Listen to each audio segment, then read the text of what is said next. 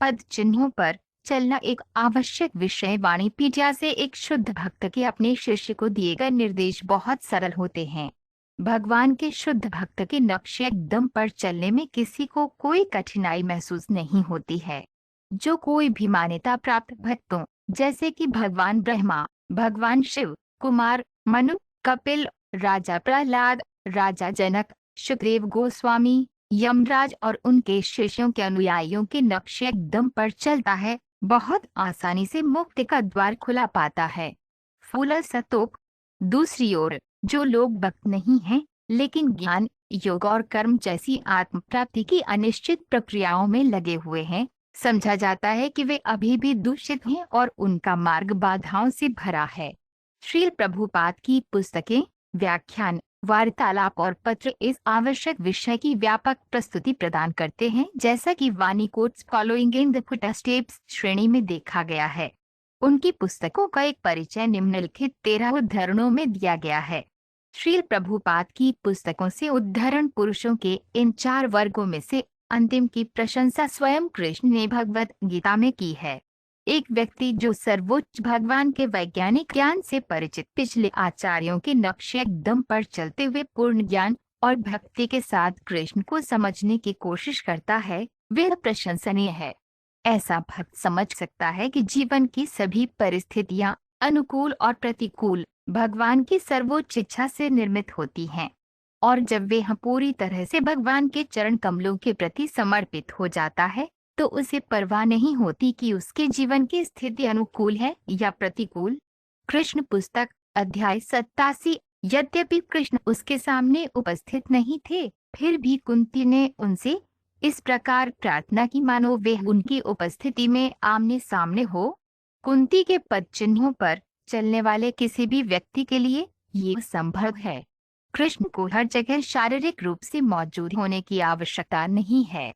वह वास्तव में आध्यात्मिक शक्ति से हर जगह मौजूद है और व्यक्ति को बस ईमानदारी से उसके प्रति समर्पण करना है।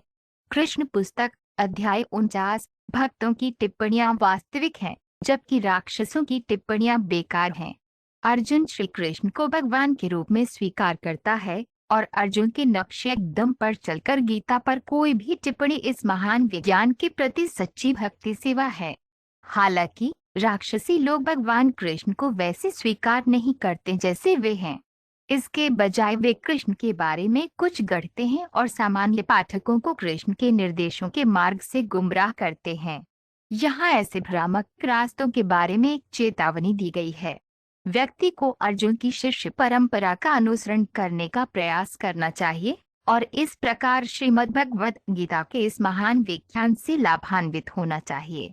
भगवद गीता 4.3। श्रीमद् भागवतम का अध्ययन करके प्रत्येक बुद्धिमान व्यक्ति आध्यात्मिक ज्ञान के इस महान साहित्य में वर्णित ऐतिहासिक घटनाओं के माध्यम से प्रहलाद महाराज जैसा अनुभव प्राप्त कर सकता है। प्रहलाद महाराज के पद चिन्हों पर चलकर व्यक्ति को यह गहन अनुभव प्राप्त करना चाहिए कि सभी भौतिक ऐश्वर्य हर क्षण नाशवान है, यहाँ तक कि ये शरीर भी, जिसके लिए हम इतने सारे कामुक सुख प्राप्त करने का प्रयास करते हैं, किसी भी समय नष्ट हो सकता है। श्रीमद्भागवत 7.9-24। सबसे अच्छी प्रक्रिया पिछले आचार्यों के निर्देशों को स्वीकार करना और उनका पालन करना है। तब ईश्वर प्राप्ति और आत्म साक्षात्कार अत्यंत आसान हो जाता है। इस आसान विधि का पालन करके व्यक्ति प्रकृति के भौतिक गुणों के प्रदूषण से मुक्त हो जाता है और इस प्रकार वह निश्चित रूप से अज्ञानता के सागर को पार कर सकता है, जिसमें कई दयनीय स्थितियां हैं।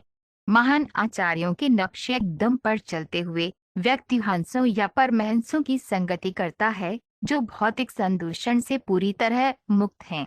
श्रीमद्भागवत 7.9-18। ब्रजलोक या गोलोक वृंदावन नामक गृह के निवासियों के नक्शे एकदम पर चलकर कोई भी श्री कृष्ण के चरण कमलों की शरण प्राप्त कर सकता है।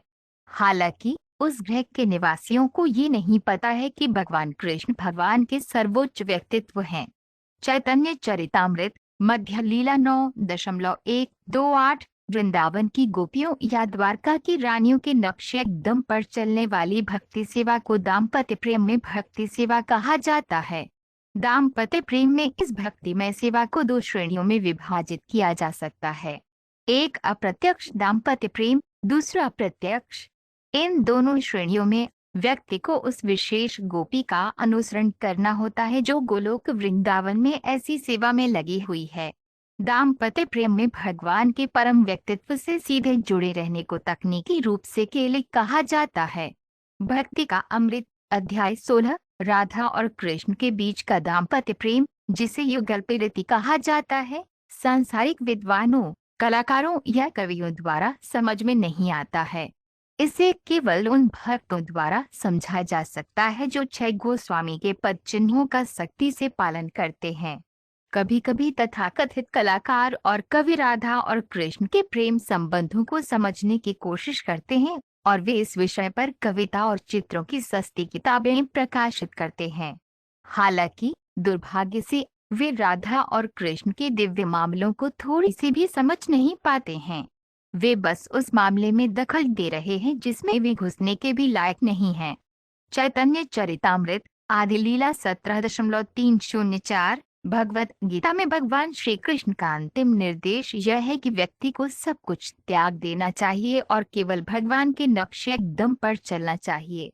कम बुद्धिमान व्यक्ति भगवान के इस महान निर्देश से सहमत नहीं होते हैं, क्योंकि दुर्भाग्य से ऐसा होता है, लेकिन जो वास्तव में बुद्धिमान है वह इस उत्कृष्ट निर्देश को पकड़ लेता है और अत्यधिक लाभान्वित होता है। मूर्ख लोग ये नहीं जानते कि संगति ही गुण ग्रहण करने का कारण है।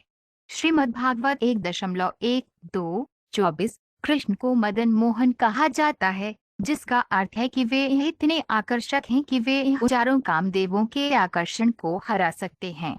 लेकिन राधा रानी अभी भी अधिक आकर्षक हैं, क्योंकि वे कृष्ण को भी आकर्षित कर सकती हैं। इसलिए भक्त उन्हें मदन मोहन मोहिनी कहते हैं। कामदेव को आकर्षित करने वाली भक्ति सेवा करने का अर्थ है राधा रानी के नक्शे दम पर चलना, और वृंदावन में भक्त अपनी भक्ति सेवा में पूर्णता प्राप्त करने के लिए खुद को राधा रानी की देखभाल में रखते हैं।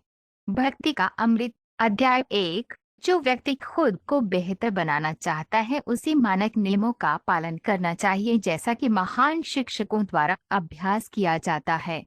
श्रीमद्भागवत भी पुष्टि करता है कि व्यक्ति को महान भक्तों के नक्शे दम पर चलना चाहिए और यही आध्यात्मिक प्राप्ति के मार्ग पर प्रगति का तरीका है। किसी राज्य का राजा या कार्यकारी प्रमुख, पिता और स्कूल शिक्षक सभी सामान्यतः निर्दोष लोगों के स्वाभाविक नेता माने जाते हैं।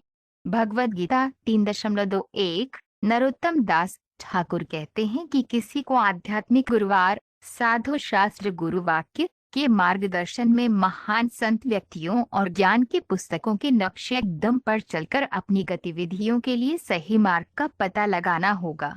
एक संत व्यक्ति वह है जो वैदिक आदेशों का पालन करता है, जो कि भगवान के सर्वोच्च व्यक्तित्व के आदेश हैं।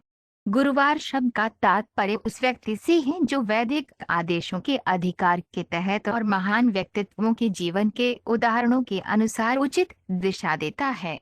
श्रीमद्भागवत 21 अप्रैल 28-29। श्री जीव गोस्वामी ने अपने भक्ति संदर्भ 213 में स्पष्ट रूप से बताया है कि एक शुद्ध भक्त का आध्यात्मिक गुरुवार और भगवान शिव को भगवान के व्यक्तित्व के साथ एक होने के रूप में देखना उनके भगवान को बहुत प्रिय होने के संदर्भ में मौजूद है, समान नहीं। हर तरह से उसके साथ श्री रघुनाथ दास गोस्वामी और श्री जीव गोस्वामी के नक्शे दम पर चलते हुए बाद में श्री विश्वनाथ चक्रवर्ती ठाकुर जैसे आचार्यों ने उन्हीं सत्यों की पुष्टि की है। चैतन्य चरितामृत आदि लीला 1.46।